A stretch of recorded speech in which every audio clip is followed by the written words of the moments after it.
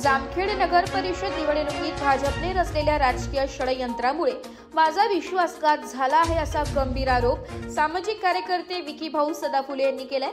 आंबेडकरी चळवळीत काम करतो म्हणून माझी उमेदवारी जाणीवपूर्वक नाकारण्यात आली। महाराष्ट्र विधान परिषदेचे सभापती राम शिंदे यांनी बाहेरून आयात उमेदवाराला संधी देत माझ्यावर अन्याय केलाय असा खळबळजनक आरोप त्यांनी पत्रकारांशी बोलताना केलाय। दिनांक 20 नोव्हेंबर रोजी सायंकाळी राजकीय भूमिका स्पष्ट करण्यासाठी आयोजित बैठक व पत्रकार परिषदेत घेऊन ते बोलत होते।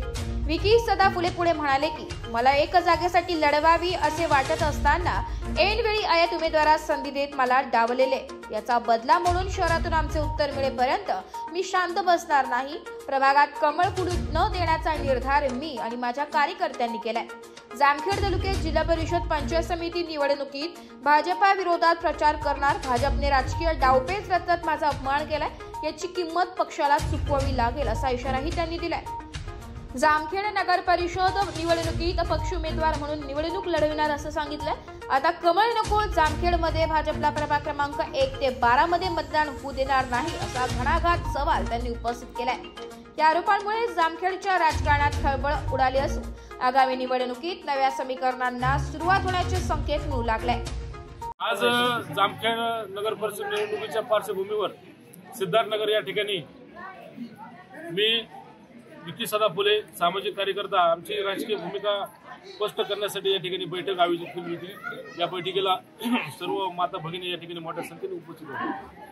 सांगायचा विषय म्हणजे या निवडणुकीला सामोरे जात असताना भारतीय जनता पार्टीकडे मी इच्छुक उमेदवार म्हणून होतो, परंतु प्राध्यापक राम शिंदे साहेब जे महाराष्ट्र विधान परिषद सभापती आहेत त्यांनी मला या ठिकाणी फुलेशाह आंबेडकर चळवळीमध्ये काम करत असल्याने दलित समाजावर अन्याय अत्याचार होतात त्याच्या विरोधात मी आवाज उठवतो, आंदोलन करतो, मोर्चे काढतो। नान्नज प्रकरणात साळवे कुटुंबाच्या हल्ल्याच्या नंतर मी जामखेड शहरामध्ये जन आक्रोश मोर्चाचं नेतृत्व केलं। त्या मनसी त्याचा राग धरून प्राध्यापक राम शिंदे साहेबांनी मला अचानक तिकीट नाकारलं आणि राष्ट्रवादी काँग्रेसचा उमेदवार त्या ठिकाणी आयात केला आणि त्याला तिकीट दिलं। हा माझ्यावर या ठिकाणी घात या ठिकाणी शिंदे साहेबांनी केला आहे। कारण त्यांना मागण्याचा अधिकार म्हणजे त्यांना 2024 ला मी दलित एल्गार मेळावा घेऊन त्या ठिकाणी पाठिंबा दिला। ते म्हणतायत की फक्त मेळावा घेतला यांनी काम मतदान केलं नाही।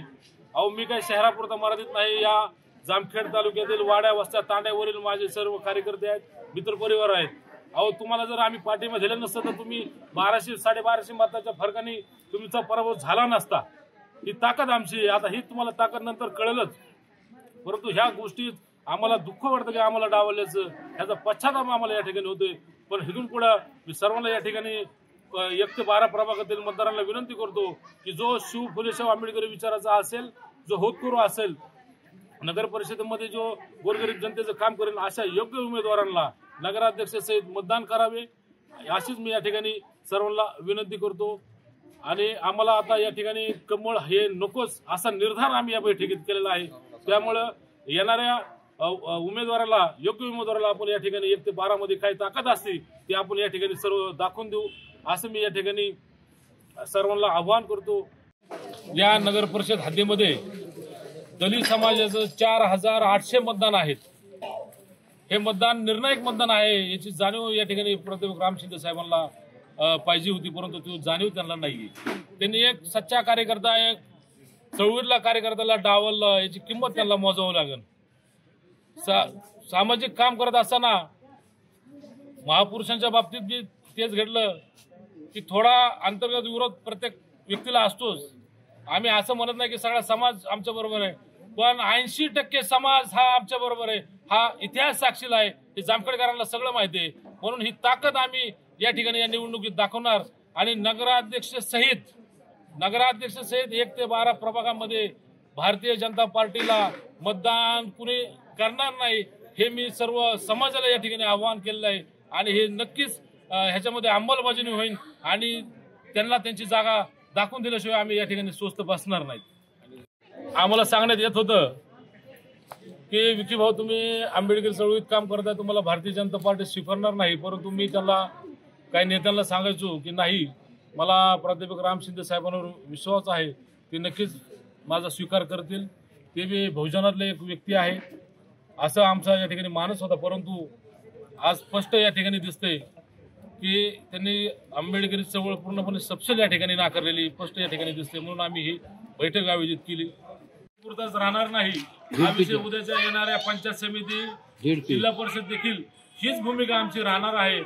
आम्ही प्रमुख पक्षाला नाकारलंच आहे, जो आता भूमिका जी सांगितली तीच. आणि मला तिकीट नाकारलं काकू, त्याचं कारण समोर यायला लागलंय की मी माझ्या समाजावर, दलित समाजावर होणाऱ्या अन्याय अत्याचाराच्या विरोधात रस्त्यावर उतरून आंदोलन मोर्चे करतो आणि माझ्या समाजाला, दलित समाजाला, बौद्ध असेल, मातंग असेल समाजाला न्याय देतो म्हणून. आणि विशेष म्हणजे कालच्या नान्नज प्रकरणामध्ये जन आक्रोश मोर्चा काढला.